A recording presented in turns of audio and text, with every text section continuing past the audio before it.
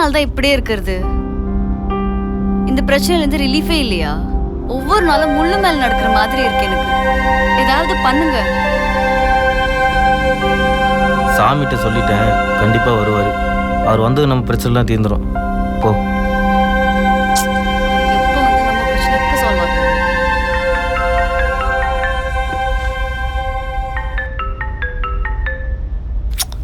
விடாம பண்ணிக்கிட்டே இருக்கானுங்க. யோ, நான் மொபைல் வச்சு பூஜை பண்றியா? ஃபோன் பண்ண எடுக்க மாட்டேன். கதவு திறயா. வாங்க சார், உட்காருங்க. என்ன வாங்க சார், உட்காருங்க சார்ன்னு வாழையில போட்டு நான் சாப்பாட போட போறேன். வாங்கின பணத்தை கொடுக்க துப்பு இல்ல சார். நான் வேணும்னு அப்படி பண்ணல சார்.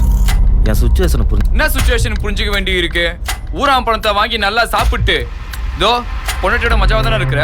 இதை புரிஞ்சு சொல்றியா? நீ கொஞ்சம் உள்ள போமா. சார், நான் வந்து உங்ககிட்ட பணம் வாங்கினது உண்மைதான்.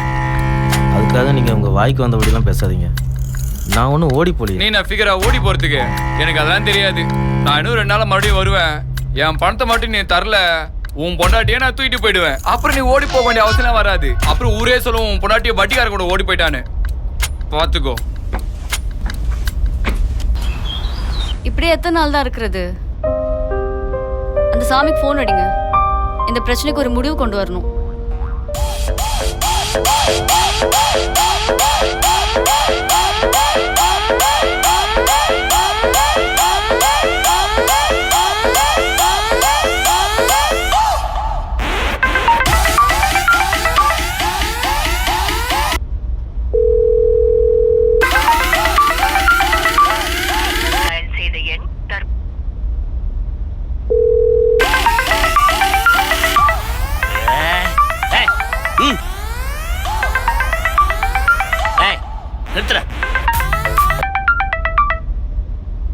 ஹலோ, சொல் மகனே. சாமி இன்னைக்கு வரேன்னு சொன்னீங்களே, எப்போ வரீங்க? மகனே, உன்னை போல் எனக்கு அநேக பக்தர்கள் இருக்கின்றார்கள். அவர்களுடைய பிரச்சனையும் நான் சரி செய்ய வேண்டாமா? இன்று ஒரு நாள் மட்டும் பொறு. நாளைய தினம் வெள்ளிக்கிழமை, நல்ல நாள். அடியேன் உன் இல்லத்தில் எம் பாதம் பதிப்பேன். ஓகே சாமி. ஏய், போடுறா பாட்ட. என்ன சாமி வர்ற பணத்தை போய் வானான்றீங்க? டேய், அவன் எங்கடா போயிட போறான்? இன்னைக்கு இல்லைன்னா நாளைக்கு சேர்த்து வாங்கிக்கலாம்டா. நீ பாட்டை போடுறா, என்ஜாய் பண்ணலாம்.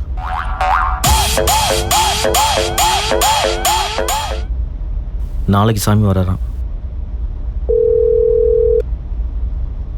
ஹலோ ஹலோ சார், நம்ம ஆஃபீஸ் எம்ப்ளாயிஸ்க்கு ஏதாவது சின்ன பேமெண்ட் ஏதாவது பண்ணுங்கள் சார். இப்போவே பயங்கர ப்ரெஷர் பண்ண ஆரம்பிச்சிட்டாங்க. அப்புறம் போலீஸ் ஸ்டேஷன் வரை போயிட்டு வரோம். ஒரு சின்ன அமௌண்ட் கொடுத்தா கூட அமைதியாக இருப்பாங்க சார். ஓகே, ரெடி பண்ணுறேன். சரி சார், கொஞ்சம் சீக்கிரமாக பார்த்து பண்ணுங்கள் சார். Okay sir, thank you. இப்படி கொஞ்சம் கொஞ்சமா சாகிறதுக்கு ஒரே ஐடியா செத்து போயிடலாம்.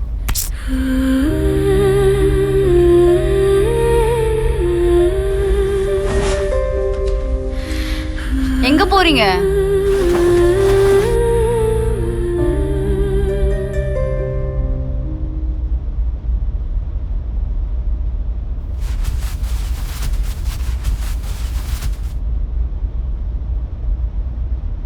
அம்மா அம்மா அம்மா.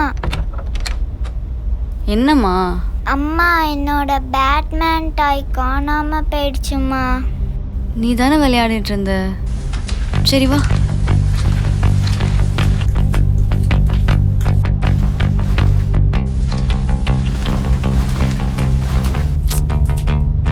தோ தானம்மா இருக்கு. அம்மா எனக்கு. என்னம்மா?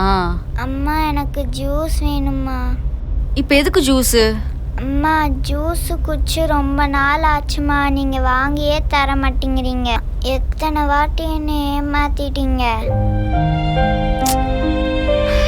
சரி, என்ன ஜூஸ் வேணும்? Apple juice. சரி, ஓகே. அப்பா வந்து நீ வாங்கி தர சொல்லட்டுமா? Good mummy.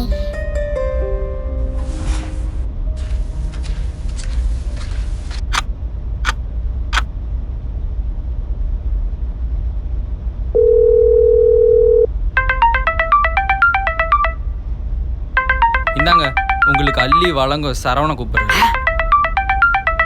சொல் மகனே. இன்னைக்கு வரேன்னு சொன்னீங்களே, ஏன் வரல? மகனே, எனக்கு நீ மட்டும் பக்தன் இல்லை. எனக்கு அநேக கோடி பக்தர்கள் இருக்கின்றார்கள். அவர்கள் எல்லோருடைய பிரச்சனையும் நான் தீர்க்க வேண்டும் அல்லவா? ஆகையால் நீ எந்த விஷயமாக இருந்தாலும் தொலைபேசியில் அலை. நானும் தொலைபேசியிலே உனக்கு பதில் சொல்கிறேன். சாமி, என்னோட பிரச்சனையெல்லாம் உங்களுக்கு தெரியும். உங்களை தான் நம்பியிருக்கேன். நீங்கள் தான் யாகம் பண்ணால் எல்லா பிரச்சனையும் தீர்ந்துன்னு சொன்னீங்களே. ஆனால் பிரச்சனை இன்னும் பெருசாக தான் போய்கிட்டு இருக்கு. நான் கடன் மேலே கடன் வாங்கி நீங்கள் சொன்னதெல்லாம் செஞ்சாச்சு. இதுக்கு மேலே நான் என்ன பண்ணுறது? மகனே, நீ அழுது புலம்புவதால் எந்த பயனும் இல்லை. வேண்டுமென்றால் ஒன்று செய்ய. மிகவும் கம்மியான தொகையிலே, அதாவது ஒரு 5 லட்சத்தில் ஒரு யாகம் நடத்தி உன்னை சிறப்பாக ஆக்கட்டுமா? என்ன சொல்கிறாய்? இது வரைக்கும் 3 யாகம் பண்ணியாச்சு. அப்புறம் தனி பூஜை வேறு பண்ணணும்னு சொன்னீங்க. அதுக்கு வேறு 30 லட்ச ரூபா கடன் வாங்கி கொடுத்தேன். இதுக்கு மேலெலாம் என்னால் ஒன்றும் பண்ண முடியாது. நான் எல்லாத்தையும் இழந்துட்டேன். ஏதாவது ஃப்ரீயாக பண்ண முடிஞ்சால் பண்ணுங்க. மகனே, இது கடவுளுடைய காரியம். அதை இலவசமாகலாம் செய்ய முடியாது. இதில் நிறைய மந்திர தந்திரங்கள் செலவுகள் எல்லாம் அதிகமாக இருக்கின்றது. ஆகையால் நீ கண்டிப்பாக யாகம் நடத்திதான் ஆக வேண்டும். ஏனென்றால் நாம் நடத்திய யாகங்கள் யாவுமே உன்னை திருப்பி சூழ்ந்து கொள்ளும். பில்லி, சூன்யம், ஏவல் எத்தனையோ விஷயங்களை செய்திருக்கின்றோம். அவை அனைத்தும் உன்னை திருப்பி வந்தால் என்ன செய்வாய்? இதுக்கு மேலே உங்களோட பேசி எந்த பிரயோஜனமும் இல்லை சாமி.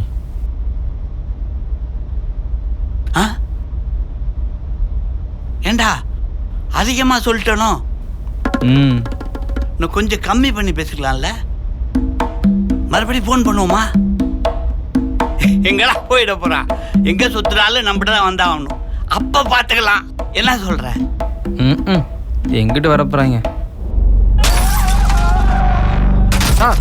நாளைக்கு இல்லை சார், இப்போவே வேலையை கட்ட ஆரம்பிச்சிட்டாங்க. கார் கண்ணாடியெல்லாம் அடிச்சு நொறுக்குறாங்க சார். இன்னைக்கு அமௌண்ட் ஏதாவது கொடுக்கலன்னா கம்பெனி தீ வச்சுன்னு சொல்கிறாங்க சார். சீக்கிரம் ஏதாவது பார்த்து பண்ணுங்க சார். சரிங்க மணி, நான் ரெடி பண்ணுறேன்.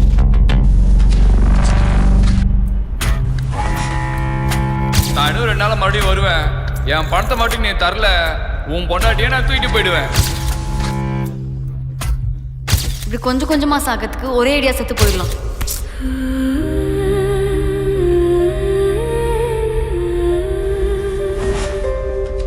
சாமி எப்பங்க வராரு? நீ சொன்னதுதாம்மா கரெக்டு. இனிமேல் என்னால் சம்பாரித்து இவ்வளோ பெரிய கடனை கொடுக்க முடியாது.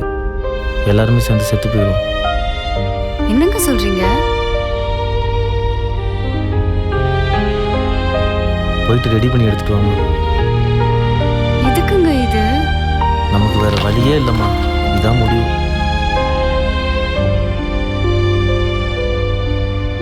அப்பா, எனக்கு ஜூஸ் வாங்கி தர கூட உங்ககிட்ட காசு இல்லையா? நம்ம பாப்பா ஜூஸ் கேக்குறா. நம்ம வந்து தண்ணியில கலந்து குடிச்சிடலாம். அவ எப்படிங்க குடிப்பா?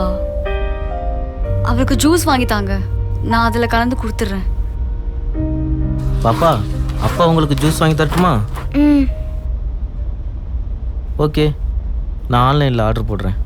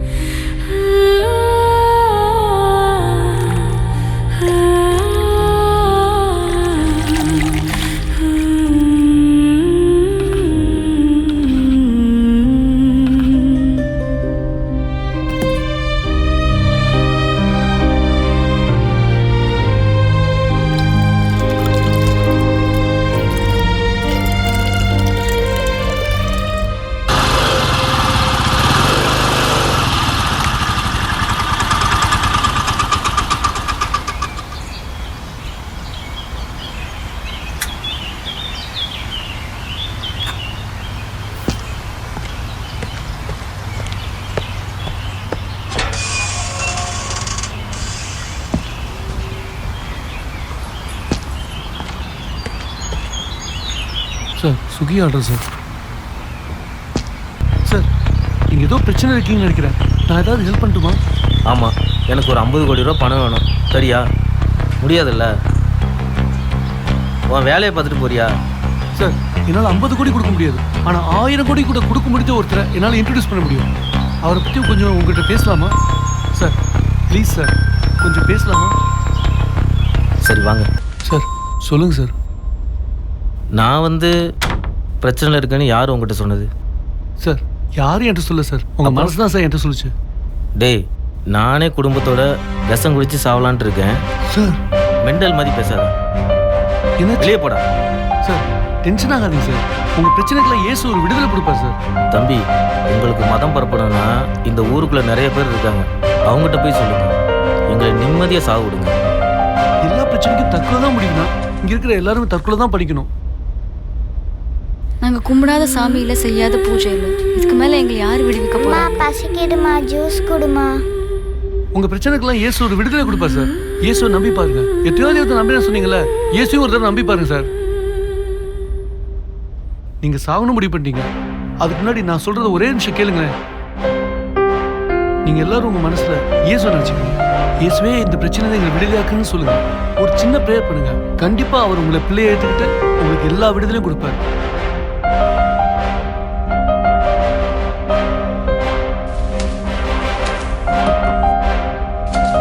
நான் வேணா இப்பயே உங்களுக்காக ஒரு ப்ரே பண்றேன். இயேசுவே, இவங்களுக்கு என்ன பிரச்சனை எனக்கு தெரியாது. இயேசுனாவது ஜெபிக்கிறோம், ஆமென்.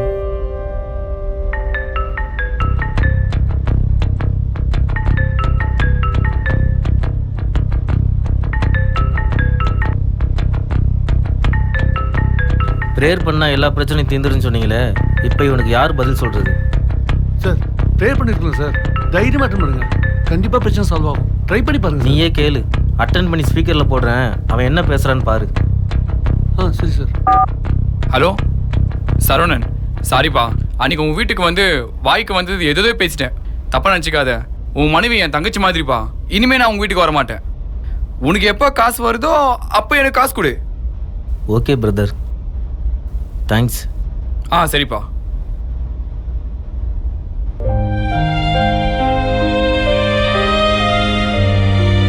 சரி, உட்காருங்க பிரதர், பேசுவோம்.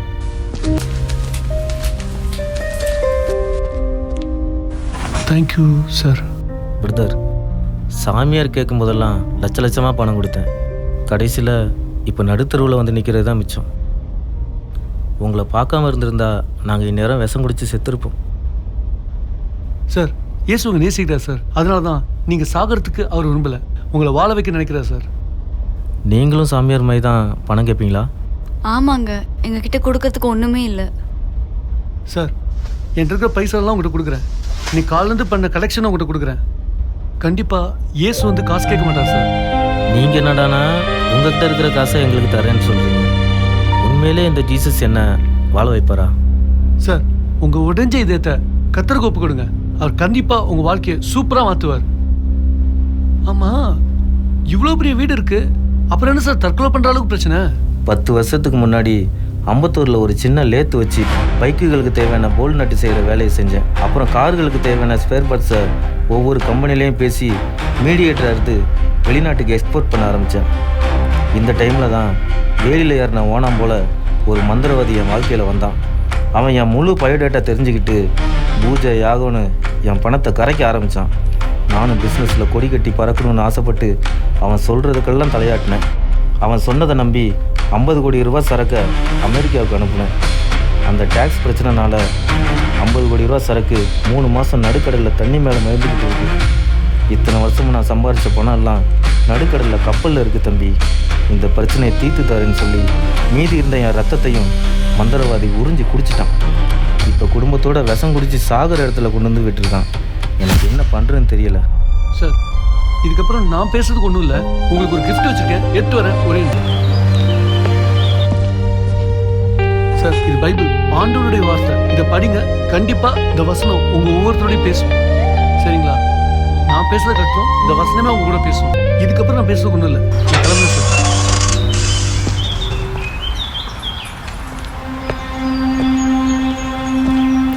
எம்ப்ளாயிஸுக்கு காசு கொடுக்க வழி இல்லை, இதில் ஆன்லைனில் வாங்கி சாப்பிட்றாங்களா?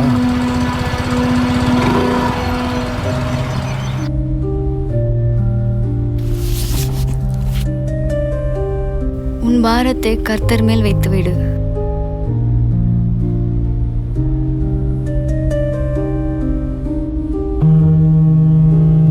சார், யூஎஸ்லேருந்து ஒரு டீலர் கால் பண்ணார்.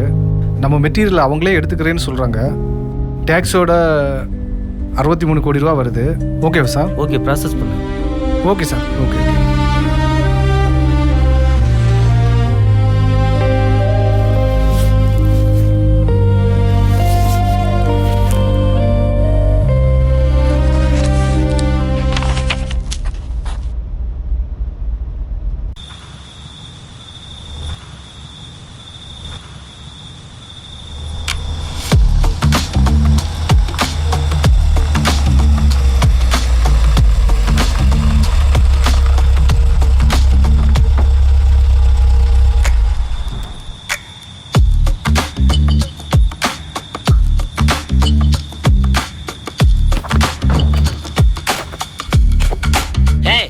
என்னடா 2 நாளா குடிக்கிறோம், போதையே ஏற மாட்டேங்குது. ஆமா, பச்சை தண்ணி குடிச்சா எங்க சாமி போதை ஏறும்? என்னது பச்சை தண்ணியா? ஆமா, சரக்கு வாங்க பணம் எங்க இருக்குது? ஏண்டா மடப்பையில என்ன சொல்லக்கூடாது, கஸ்டமரா இல்ல, போன் ஆயிடுறா. சார் என்ன சார் திடீர்னு வர சொல்லிருந்தீங்க? சொல்கிறேன், உட்காருங்க. ஏன் சார் திடீர்னு அவசரமாக கூப்பிட்டுருக்கீங்க?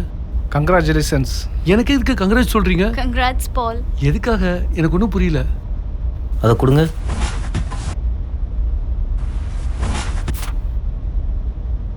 என்னது இது? சார் வந்து எங்கள் கம்பெனியில் உங்களை மேனேஜராக அப்பாயின்மெண்ட் பண்ணியிருக்காங்க. என்னவா சார்? நான் எப்படி சார்? யூஎஸில் நம்ம ப்ராடக்ட் சூப்பராக போய்கிட்டு இருக்கு. அதை இன்னும் இன்க்ரீஸ் பண்ணுறதுக்காக அங்கே ஒரு புதுசாக ஆஃபீஸ் ஓப்பன் பண்ணி நம்ம மணி அங்கே மேனேஜராக ப்ரொமோட் பண்ணியிருக்கேன். உங்களை வந்து இங்கே சென்னை பிரான்ச்சுக்கு மேனேஜராக அப்பாயின்மெண்ட் பண்ணியிருக்கேன். அதுக்கு நான் தகுதியே இல்லை சார். பால், இந்த பூமியில் சத்தியம் இருக்குன்னு உங்கள் மூலமாக தான் தெரிஞ்சுக்கிட்டேன். அதனால் எங்கள் கம்பெனிக்கு நீங்கள் தான் தகுதியான மேனேஜர். Thank you sir.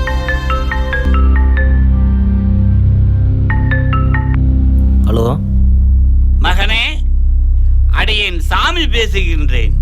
வருகின்ற சனிக்கிழமை 9 கோள்களும் ஒன்றாக சேர்கிறது. அன்று நமது பூஜையை வைத்தால் நீ விரைவில் வெற்றி பெறுவாய் என்பது அடியனுக்கு தோணுகிறது. என்ன சொல்கிறாய்? சாமி, எனக்கு யாகமெல்லாம் ஒன்றும் வேண்டாம். உண்மையான தெய்வம் யாருன்னு நான் கண்டுபிடிச்சிட்டேன். இனிமே நீ எனக்காக தவறு யாகமெல்லாம் பண்ண வேண்டாம். நீ வேணா என்கிட்ட வா, நான் உனக்கு ப்ரேயர் பண்ணுறேன்.